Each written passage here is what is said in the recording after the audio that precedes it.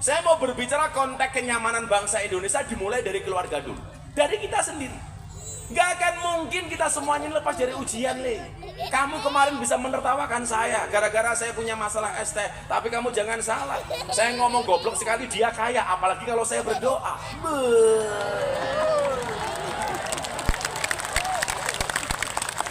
Kamu yang kemarin ikut membuli saya, itu bagi saya jariah untuk saya. No what. Orang apa-apa. Belas orang ngaruh ya. Nyatanya tambah ganteng. Bisa datang ke Purwasaba ke Banjarnegara tanpa Pak Ho mengeluarkan uang sama sekali. Innallaha malaikatahu yusholluna 'alan nabi ya ayyuhalladzina amanu shallu 'alaihi wa sallimu taslima. Shallu 'ala nabi Muhammad.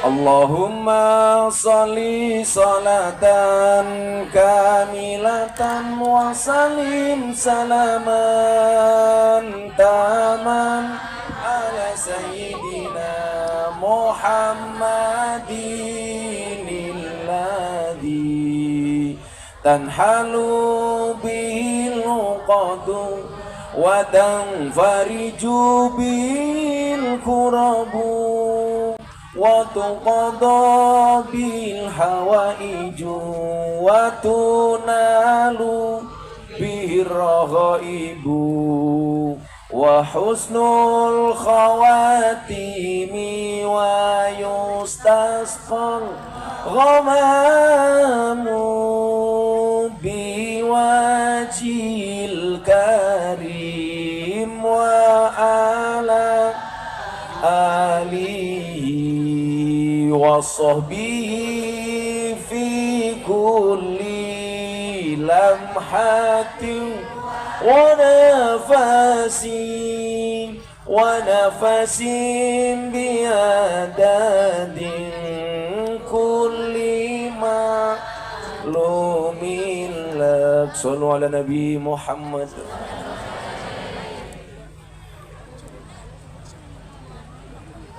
Beli semangka di pasar Minggu, ada gajah minumnya susu. Hai orang Banjarnegara, apa kabarmu? Izinkan Gus Miftah mengucapkan I love you. Perjalanan saya sangat jauh, dari Madiun ke Kediri 2 jam, dari Kediri ke Banjarnegara hampir 7 jam. Ini karena kalau tidak karena cinta pasti berat rasanya. Maka saya niati betul malam hari ini saya datang sendiri, bawa sound system sendiri, bawa panggung sendiri, mendatangkan artis sendiri. Pertanyaannya, kurang apa cintaku padamu? Maka malam hari ini kita hadir atas izin Allah, dibersamai dengan para tokoh-tokoh agama yang ada di Banjarnegara, yang berdoa bersama-sama sesuai dengan agama dan keyakinannya. Semuanya demi apa? Demi negara kesatuan Republik Indonesia. Maka izinkan malam hari ini atas nama cinta, saya akan menyampaikan tentang orasi kebangsaan, bagaimana kemudian kita bersikap sebagai rakyat. Kalau presiden punya visi dan misi menuju Indonesia Emas, apakah kita hanya berpangku tangan atau ada sumbangsih yang bisa kita berikan? Jujur saja Bapak Ibu, saya capek. Tapi ingat, capek itu mohon maaf, memang semuanya capek, tapi tidak boleh menyerah. Karena capek itu pasti menyerah bukan solusi. Saya capek, jenengan juga pasti capek.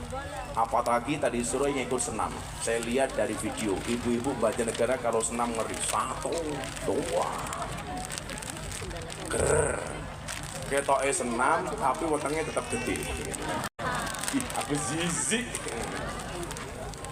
Bapak Ibu yang saya muliakan, terima kasih kepada semua panitia lokal, termasuk kepada sahabat saya Pak Lurah yang sekarang nyambi sebagai penyanyi dangdut, Pak Huhu, Lurah yang selalu viral, yang terakhir duet dengan teman duetnya Lala Widi. Lurah karo ngomong ini, karena aku jadi ingin. Boleh. Saya ngomong boleh mesti randa dia. Kamu jangan mancing-mancing. Aku takut viral. Allah sampaikan dalam surat Yunus ayat 22. Ayat ini akan saya tafsirkan bagaimana kemudian keadaan bangsa ini yang sebenarnya baik-baik saja, tapi kita perlu waspada karena tetap ketika satu negara itu baik, ternyata ada pihak-pihak yang tidak pengen negara kita itu baik. Allah sampaikan dalam Al-Quran, Bismillahirrahmanirrahim, Huwaladzi yusayyirukum fil barri wal bahr. Dialah Allah yang menjadikan kamu dapat berjalan di daratan dan di lautan. Kita semuanya meyakini semua kejadian itu atas izin Allah. Saya bisa sowan jenengan atas izin Allah. Jenengan bisa hadir atas izin Allah. Sama ciptaannya. Orang kurus itu ciptaan Allah. Orang gemuk itu ciptaanmu sendiri. Karena kebanyakan makan. Semuanya ciptaan Allah. Anda berwajah cantik gak boleh sombong. Kenapa? Karena itu given, hanya pemberian. Anda yang berwajah pas-pasan atau kurang juga gak boleh bersedih. Karena itu juga hanya casing yang diberikan oleh Allah. Maka kita gak boleh kemudian menghina orang karena fisiknya. Oh itu pesek, ingat. Orang pesek itu panjang umur, amin. Kenapa? Karena ambekannya ngirit. Kita nggak boleh kemudian menghina orang lain. Kenapa? Oh dia jelek, santai saja. Para suami yang pengen istrinya awet, menikahlah dengan perempuan yang jelek. Karena kalau istrimu cantik tidak akan awet. Mudanya dia cantik, tuanya pasti jelek. Tapi kalau istrimu dari awal sudah jelek, insya Allah sampai tua tetap jelek, awet. Semuanya atas izin Allah.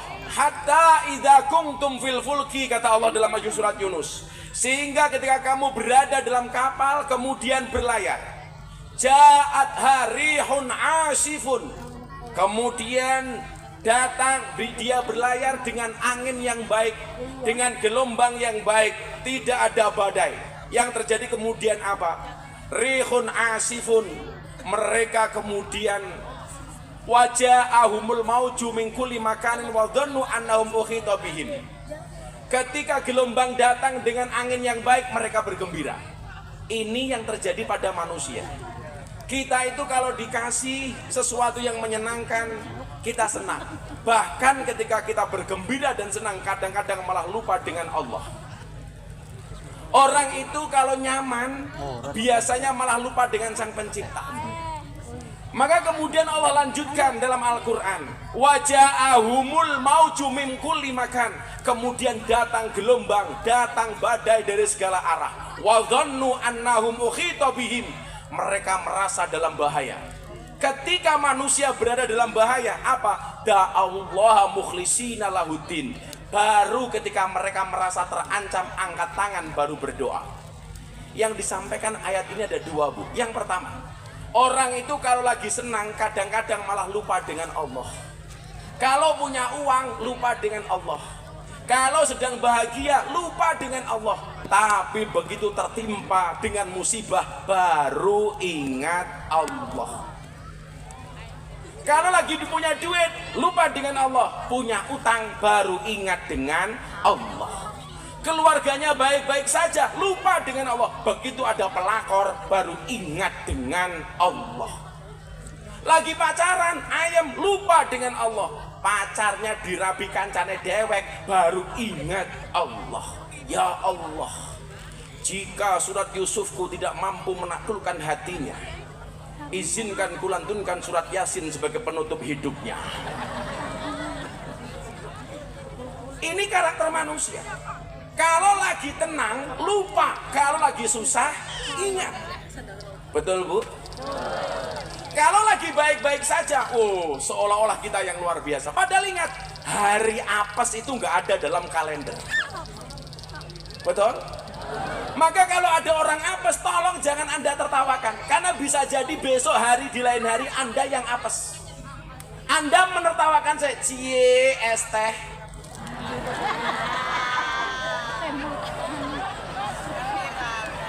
Kalau itu dianggap hari apes saya, apakah Anda yakin Anda tidak punya hari apes? Ingat, orang jalan saja kesandung, betul? Orang makan keselak. Makan sudah masuk, bisa keluar lagi, masuk angin, asam lambung, angin duduk, modar ya angin duduk. Kita nggak ada yang tahu. Celakanya kemudian apa? Ketika kita senang, seolah-olah kita berada di atas. Ketika ada orang lain susah, kita tertawakan. Maka saya selalu bilang, jangan pernah umbar masalahmu di status WA atau di media sosial. Orang yang membaca statusmu ketika kamu susah, kira-kira susah apa bahagia? Kalau bisa yang kamu posting itu yang senang-senang saja. Supaya apa? Supaya pembenci membaca dengan penuh derita. Kalau susah jangan diumbar, cukup disimpan. Kalau senang posting. Yang benci sama kamu mocos sambil merongos. Tapi kalau kamu susah kamu posting, sorry. Kamu punya kontak 1000, ketika membaca postingan susahmu, kamu berada dalam masalah. 99% mereka tepuk tangan. Rasain. Saya begitu punya masalah, satu media pun yang mengundang saya tidak pernah mau datang. TV ngundang, saya nggak mau datang. Podcast ngundang, saya nggak mau datang. Kenapa? Saya nggak mau curhat di media sosial, cukup saya dengan Allah. Saya tuh menangis cuma satu, gara-gara bapak saya di Lampung telepon. Bapak susah. Ngapa pak? Saben nonton TV, anaknya raimu tok. RCTI raimu, TV One raimu, Metro TV raimu. Inyong kedah keprimen, ya gampang, TV-nya pateni baik. Ya udah pak, ya udah TV-nya saya matikan. Besoknya telepon lagi, bapak masih susah, kenapa? TV wis tak pateni tetapi tetangga semuanya pada datang. Ngapain pak? Ya nyeritakan awakmu. Masa saya jawab tetangganya pateni baik. Saya kemudian teringat dengan ayat ini.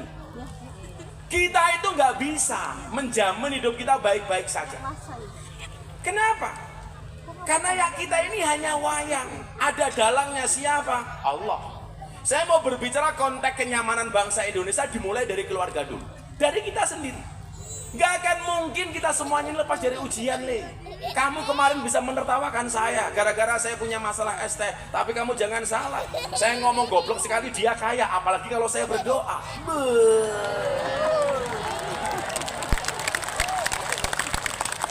Kamu yang kemarin ikut membuli saya, itu bagi saya jariah untuk saya. No what. Ora apa-apa.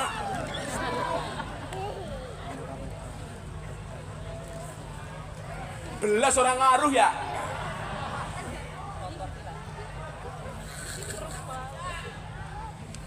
Nyatanya tambah ganteng. Bisa datang ke Purwasaba, ke Banjarnegara tanpa Pak Ho mengeluarkan uang sama sekali. Sekarang yang lagi viral gayane lurai Purwasaba.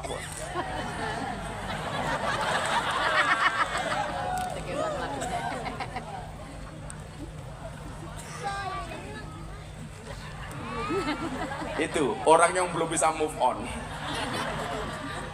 Malah kamu kan siap. Kamu sekarang mau bilang es teh, mau apa? Aku udah gak trauma. Ini aku cowok apaan? Justru kalau kamu minum es teh, tak kasih sarannya supaya enak. Kalau ada gulanya, tolong es tehnya gulanya jangan diaduk, supaya manisnya di akhir. Kenapa? Karena kalau manisnya di awal sudah biasa, kayak cangkeme pacarmu.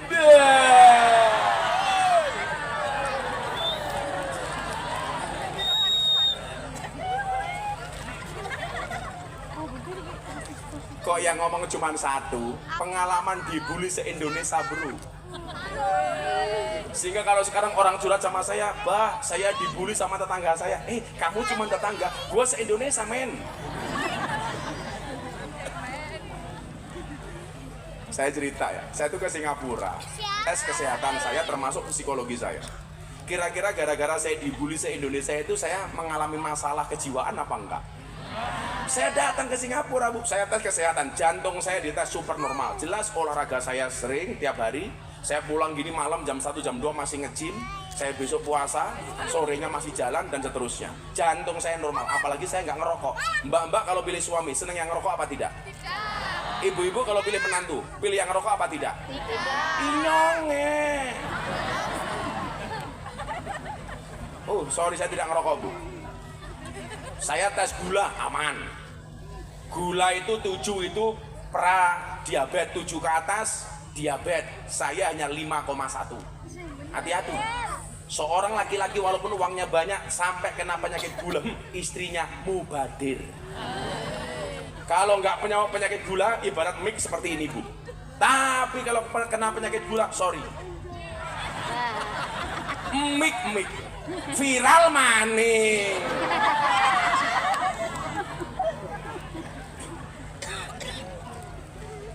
Yang berikutnya apa, Mas? Saya tes psikologi. Aku kenter apa ora?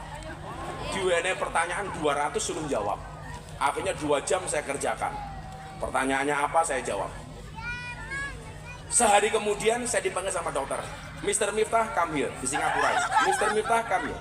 I want to tell you about your psychology.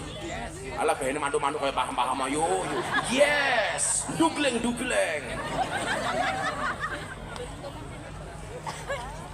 Tadi siang hot potatoes. Panasnya ngentang-ngentang.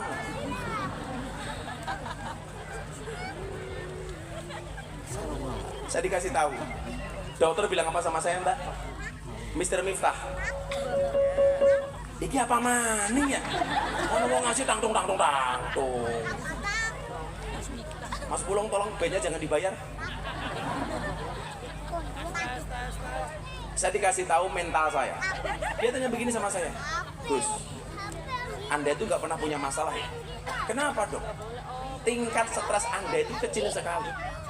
Kok Anda kayaknya enjoy terus, happy, relax. Ini Anda nggak pernah punya masalah. Saya bilang sama dokternya, dokter coba dilihat masalah saya di bulan Desember sampai Januari kayak apa. Dibuka sama dokter. Langsung dokternya bilang apa? What? Oh my God. Saya jawab, celot. Mumedase dokternya Pak. Anda punya masalah seperti itu kok Anda baik-baik saja. Saya bilang, apa yang mau saya takutkan? Seseorang tidak bisa mematikan rezeki kita tidak bisa mematikan rezeki orang lain. Muncul petisi boykot pengajian Gus Miftah. Faktanya yang undang saya masih banyak. Faktanya saya pengajian di mana-mana orangnya masih banyak. Ini menunjukkan apa?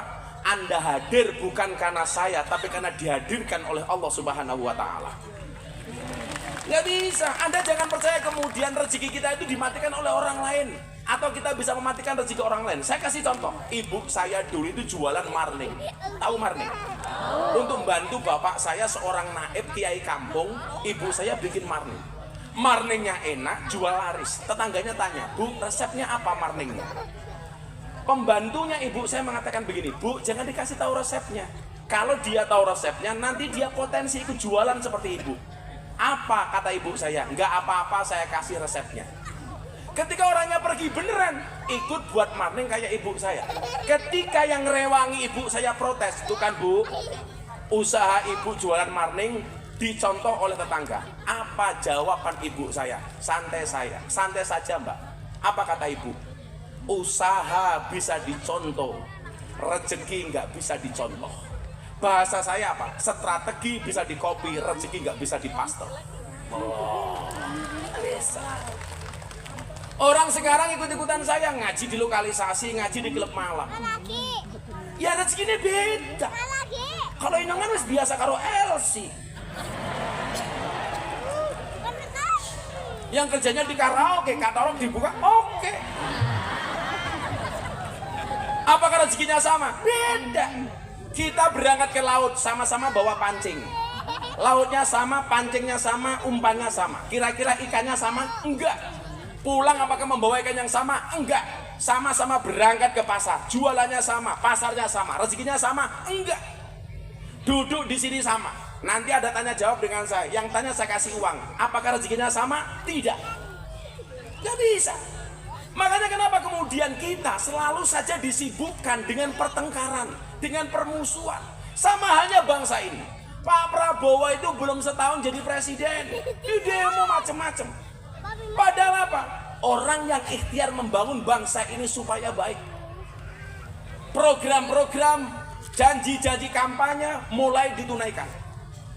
Mulai dari program MBG, makan bergizi gratis. Saya yakin sampai hari ini memang belum rata, tapi sudah dimulai. Jangan kemudian kita apa? Memprovokasi, membuat video di TikTok, di media sosial. Cah cilik le, nggak video. Wow, orang kebagian mangan, wow. Ini nalarnya di mana, Cuk?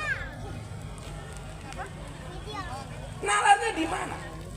Bangsa ini kalau mau besar, biarkan para pemimpin ikhtiar untuk mensejahterakan rakyatnya. Rakyat cukup bersabar dan mendoakan para pemimpinnya. Umpamanya dalam konteks Banjarnegara, Anda sudah milih bupati. Kalau saya dari dulu punya prinsip wani milih wani nagih. Artinya apa? Kita sudah milih beliaunya jadi bupati, kita hari ini wajib nagih. Yang ditagih apa? Janji-janji kampanyenya supaya dijalankan dengan baik dan benar sehingga menjadi pemimpin yang berhasil, betul? Maka bagi saya nggak penting saya itu punya jabatan apa, bagi saya nggak penting. Lebih penting Pak Prabowo dan Mas Gibran menjalankan program-programnya sehingga membawa anak bangsa Indonesia menjadi bangsa yang sejahtera. Amin Allahumma. Amin. Nggak penting saya dapat apa, saya bisa nyari uang sendiri kok. Ngapain? Karena saya meyakini, kamu yang belum menikah, aku takut Gus, kalau besok menikah saya belum punya rezeki. Kamu kalah sama nyamuk, kamu kalah sama cecak. Cecak itu hanya merambat di tembok, rezekinya terbang, wujudnya nyamuk. Sementara cecaknya nggak bisa terbang. Ini kalau boleh protes, cecak ini pasti protes duluan. Itu rezeki saya mabur, terbang, sementara saya hanya nemplok di dinding nggak bisa terbang. Tetapi apa? Allah itu adil, Bu. Buktinya apa? Bagaimana cara cecak mendapatkan nyamuk? Ternyata nyamuk Sherlock kepada cecak. COD. Datang seekor nyamuk, hap lalu ditangkap. Pertanyaan saya, cecak yang mendatangi nyamuk atau nyamuk yang mendatangi cecak? Nyamuk yang mendatangi cecak. Itu artinya apa? Kalau kamu belum berani menikah gara-gara merasa gak punya rezeki, berarti kamu kalah dengan cecak.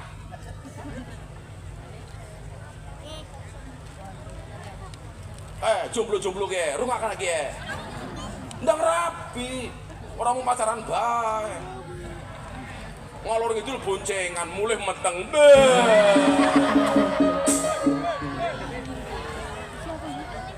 Kok ketinyong ya? Terus kadung matane kadung. Enak temen jawabnya kadung. Kadung ini pinggir lapangan. Jadi anak arane Muhammad Ronaldo. Nah, dalam konteks yang lebih besar, negara ini yang baru tenang diuji dengan sifat-sifat intoleran warga negaranya. Hari ini kita berada pada fase birihing toyibah. Ini Indonesia lagi tenang, damai, rukun, ayam, sejahtera. Tahu-tahu ada masalah intoleransi seperti di Sukabumi, di Cidahu, kecamatan Cidahu. Orang beribadah di dalam villa kemudian dipersekusi. Maka kenapa saya minta kepada anak-anak saya, tolong hadirkan semua agama untuk berdoa di atas panggung. Kita nggak pernah tahu dari beliau-beliau ini doa mana yang dikabulkan oleh Allah. Jangan kemudian Anda merasa risih umpamanya ketika kawan kita Katolik berdoa di atas panggung. Dia juga punya hak untuk berdoa. Kawan-kawan kita Hindu punya hak untuk berdoa. Kawan-kawan kita Buddha punya hak untuk berdoa, betul? Saya meyakini Indonesia itu akan baik-baik saja manakala seseorang itu beribadah di tempatnya, dia beribadah sendiri tanpa mengganggu tempat ibadah orang lain. Maka ketika Idul Fitri ucapan saya apa? Mohon maaf, ketika Natal ucapan saya apa? Saya mengucapkan selamat Natal bagi kawan-kawan saya Katolik dan Kristiani. Rayakan hari raya Anda dengan penuh sukacita dan bahagia, sebagaimana saya merayakan Idul Fitri dengan sukacita dan bahagia.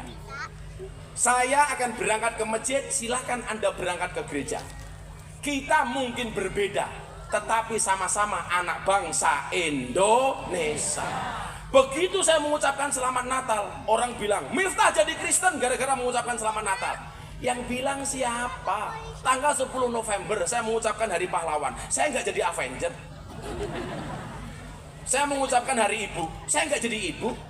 Kamu yang jomblo mengucapkan selamat menikah, kamu tetap jomblo. Nggak segampang itu, Ferguson.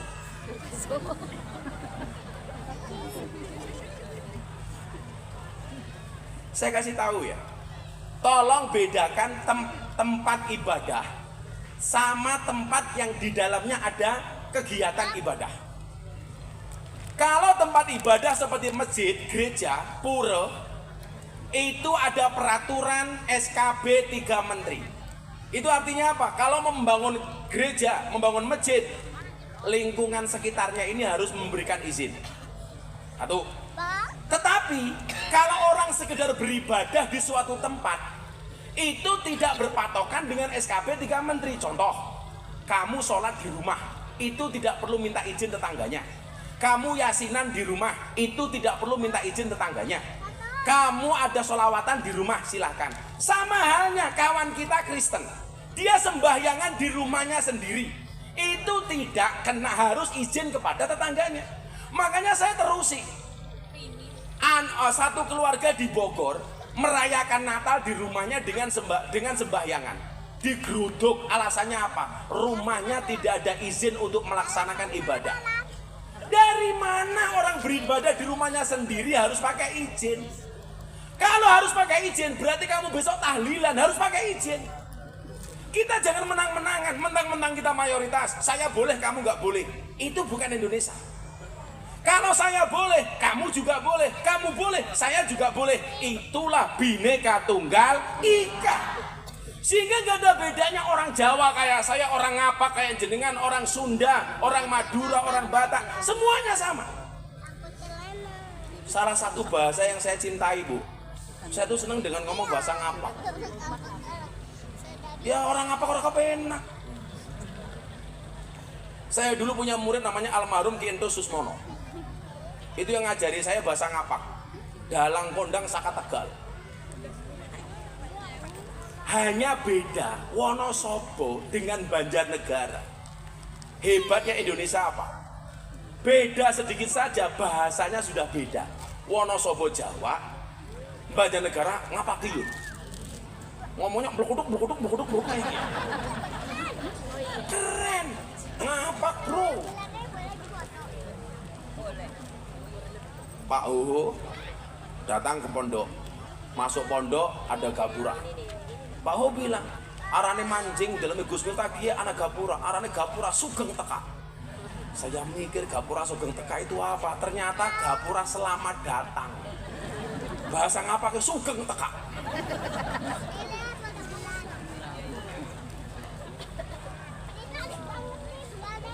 Saya dulu di rumahnya almarhum Ki Entos diundang ngaji, pagi-pagi saya dibangunkan.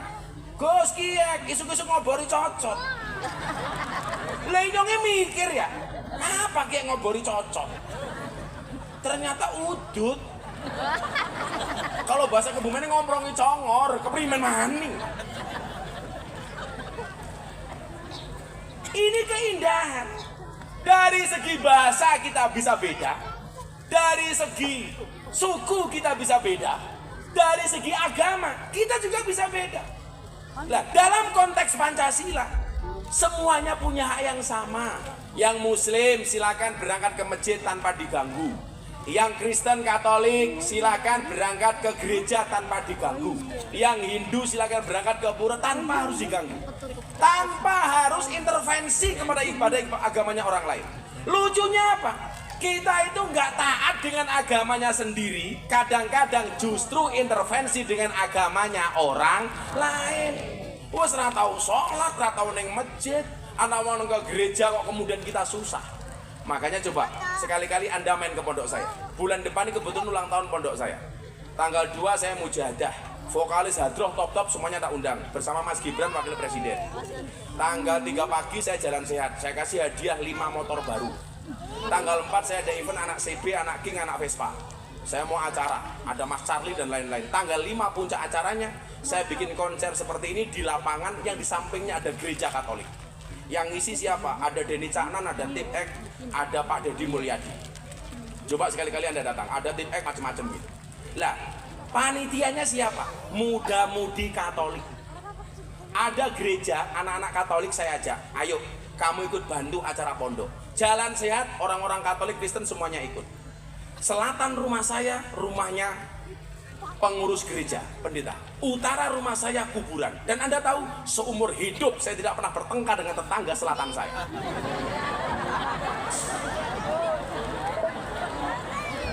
Ngomong kuburan. Lah ini Indonesia baik-baik saja. Kita terkoyak dengan apa? Sudah punya IMB mau bangun gereja di Depok, di demo. Kalau nggak punya IMB, boleh kita protes. Ini punya IMB. Itu tidak boleh terjadi di Banjarnegara. Artinya apa yang saya inginkan cuma satu. Kondisi Indonesia hari ini sedang baik-baik saja. Nggak usahlah kita berulah.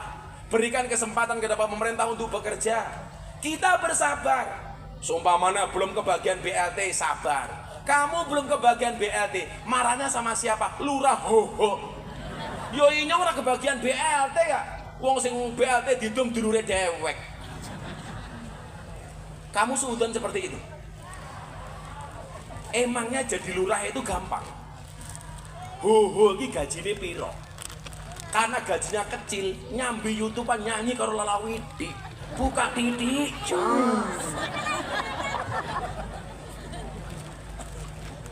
Tapi ya lurah paling geleleng se-Indonesia kayaknya lurah Purwasaba ya. Wis gayane ditiru, lagune ditiru. Hah? Tatoan. Dulu dia dibully soal tato, yang belain saya. Dia nanya sama saya, "Bah, bagaimana caranya bertobat orang punya tato?" Gampang. Jangan nambah tato. Itu berarti bertobat. Saya mau tanya sama Lurah Hugo, tato niki piro? Hok rene ho ya, rene ho. Aku pengen ngerti cah iki ya. Tatone pira? Kamu jalannya gaya TikTok, gaya TikTok. Jalannya gaya TikTok. Ulangi. Jalannya gaya TikTok. Jalannya yang viral gaya TikTok jadi contoh sama orang-orang gitu loh. Nah. Iya. Padamu cintaku berlebihan, azam burukku tak beralasan. Mik. Saya mau tanya, Pak O ini Mr. Tato Indonesia. Wah, ini yang penasaran. Jangan-jangan Didi itu ya ditato kayak gini. Pak Lurah, ini kan akhir-akhir ini kan Abah lihat Pak Lurah ini selalu viral. Entah gayanya, entah lagunya, entah tatonya, entah kedekatannya dengan para ciwi-ciwi. Iya. Itu sengaja diviralkan atau yang penting Pak Lurah berkarya? Berkarya itu. Berkarya? Iya. Kayak kamu lihat pembangunan desa, ngundang cewek, itu ceweknya kamu undang atau mereka mau datang? Kebetulan baru nyanyi di SMK. Terus? Saya juga di SMK diundang, terus pulang mampir di... Oh, cilok, cinta lokasi. Terus akhirnya mereka justru bisa mempromosikan pembangunan desamu. Lah kamu itu bisa membangun sebanyak itu, uangnya dari mana? Kan dana desa terbatas. Ada yang dari konten Gus. Konten YouTube banyak duitnya. Kalau YouTube anak-anak sini Gus, kita nggak bikin YouTube, kasihan nanti anak-anak pada nggak juga dapat endorse. Kalau endorse saya nggak minta bayaran Gus. Tapi apalagi itu UMKM kita.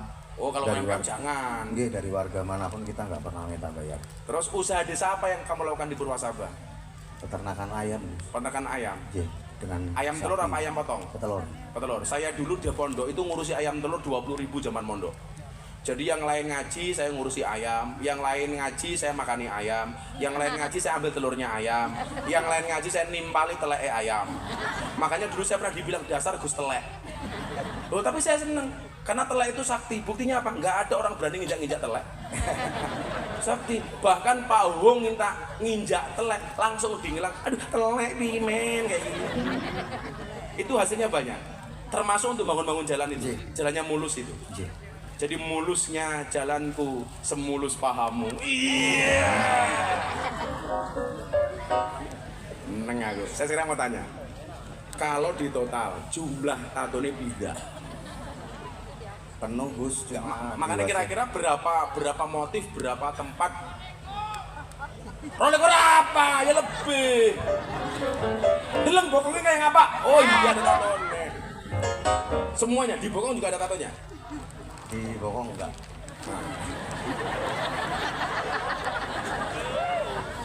Terus di kalau paha ada, Ada. lengan ada, Ada. dada ada. Penuh. Oh, dada penuh. Penuh. Itu kalau di total ada 50-an mungkin ya, 50 Lebih. kan. Oh lebih, rolik eksperimen 50 lebih. Rolikur setengah maksudnya guys, cangkeme. Yang paling menjadi favoritnya Pak Ho tato apa?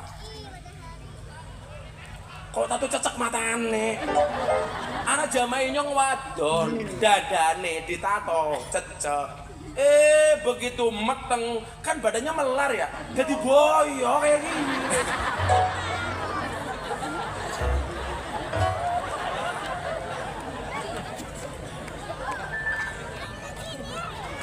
Apa yang paling favorit atau apa? Tato Dewi Kwan In. Oh, jadi Dewi Kwan In. Iya. Terus yang menurut yang paling menjijikan Pak tato yang mana? Enggak ada. Enggak ada. Enggak ada. Itu buat tato ada inspirasinya. Ada. Apa inspirasinya? Beda-beda. Salah satunya. Saya terinspirasi dengan gangster di Jepang Gus. Bilo. Yakuza. Iki mbiyen geke dadi lurah. Kuwi wargane ora milih wedi mergo diancam. Terus gangster Yakuza. Terus Tapi kalau Yakuza kan tidak semuanya itu dari dia semua bertato Gus. Cuma kan Yakuza kan tidak selalu jahat. ya. Bahkan Yakuza diakui oleh pemerintah Jepang. Jadi enggak semuanya jahat ya. Enggak. Jadi kalau bahasa saya Pak Ho ini sorry. Bodinya kayak Rambo, tapi hatinya Romeo. Iya. Bodinya atletis, hatinya Teletubbies. Berpelukan. Ada pandangan paling negatif apa terhadap Pak Ho soal tato? Yang pernah Pak Ho dengar? Banyak Gus. Enggak, yang paling menjengkelkan umpamanya. Kalau Inyong kan biasa mengambil ngaji, saya sana es teh. Kalau Pak Ho apa? Ya lurah kok tatoan. Sing milih matane picek. Iki matanya picek ya? Enggak kok. Kayak gitu Gus, di komentar banyak banget Gus. Di itu banyak bahasa Jadi, kayak gitu. Tapi biarin aja. Gak apa. Mereka nggak tahu. Los. Poncak kami dewek-dewek ya. Apalagi cuman mau tatoan aja biasa baik. Makanya jadilah seperti kalau menghadapi komentar orang Pak U, jadilah seperti pohon pisang. Punya jantung tapi nggak punya hati. Iya. Kamu tahu apa bedanya pisang sama Pak U? Bedanya satu. Kalau pisang jantungnya di bawah, pisangnya di atas. Kalau Pak U jantungnya di atas, pisangnya di apa yang mau disampaikan ke masyarakat melalui acara malam hari ini? Ayo, terakhir. J. Assalamualaikum warahmatullahi wabarakatuh. Waalaikumsalam. Ini yang saya hormati dan saya cintai seluruh masyarakat Desa Purwasaba dan seluruh jamaah yang hadir pada malam hari ini serta seluruh pejabat dari Forkompinda, Forkompinca, Polres, Kodim yang saya hormati. Saya hanya akan menyampaikan pesan Gus kepada warga saya, khususnya Purwasaba. Mudah-mudahan jenengan semua terhindar dari orang-orang yang zolim, dari orang-orang yang jahat, dan jenengan semua saya harap mempunyai hati dan pikiran yang baik terhadap semua orang. Nggih. Kalau jenengan selalu berpikiran positif, berhati baik, insya Allah rezeki jenengan juga baik. Amin. Oke, nggak usah ikut-ikutan dengan apa kata orang yang tidak jelas. sekarang masyarakat Indonesia khususnya gampang terpengaruh dengan provokasi, nggih. Jenengan tahu sendiri, orang kalau menjalankan sesuatu itu dengan hati nurani, dengan akal sehat, insya Allah jenengan gak bakalan ikut-ikutan dengan orang-orang seperti itu, nggih. Tanggane tuku kulkas panas, ya. Yo kan kalungan kulkas ya. Kalungan kulkas AC. Tanggane tuku mobil utang, jangan kayak gitu ya. Utang ya biarin, kan mereka yang nyarutang. Bener gih. Jadi mulai sekarang saya berharap kepada masyarakat Purwasaba, dan kalau bisa ini semuanya yang hadir dari manapun, mulai sekarang, besok, dan selamanya itu hati nurani dan pikiran itu digunakan, nggih. Jangan gampang ikut-ikutan arus orang-orang yang tidak benar. Jenengan nanti ikut nanggung resikonya, nggih. Yakinlah kalau orang baik itu rezekinya pasti baik, nggih. Karena orang-orang yang selalu menjelekan kita di depan orang lain, nggih, suatu saat akan menjelekan kita di depan orang juga, menjelekan jenengan juga di depan orang lain, nggih, saat tidak pas, nggih. Wis sekarang lakukan hal-hal yang baik, sing ora apik ora usah, nggih. Mikir kerja, ora usah mikir ngomong nawong bluding gawe dosa, nggih. Orang lain mau ngomong apa kita jelek-jelekin, biarin. Dah, biarin aja. Gak usah ikut gabung, ikut bersatu dengan mereka. Mungkin itu Gus yang saya sampaikan, nggih. Makasih Pak Lurah. Kurang lebihnya mohon maaf. Billahi taufik wal hidayah. Wassalamualaikum warahmatullahi wabarakatuh. Tepuk tangan tuh Pak Lurah. Kon sambutan malah berdoa. Makasih Pak Lurah. Nanti nyanyi Pak Lurah. Matur nuwun, silakan enggak Pak Lurah. Antamu cintaku berlalu.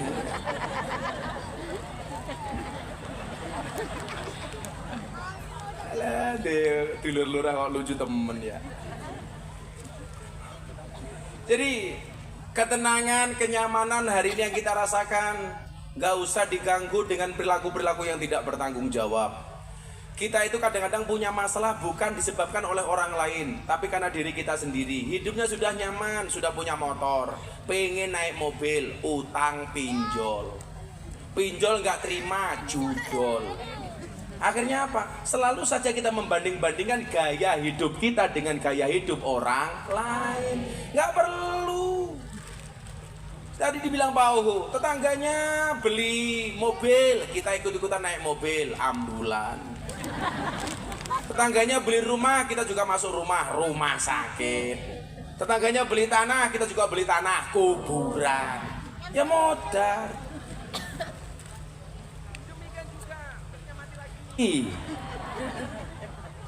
Cek.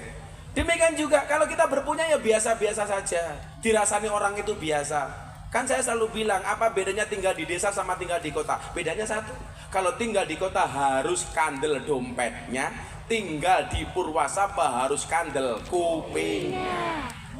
Ya wong kampung desa ya, sing nglakoni adem ayem, sing nyawang kakean cangkem. Sing kakean cangkem biasane jilbabe ireng.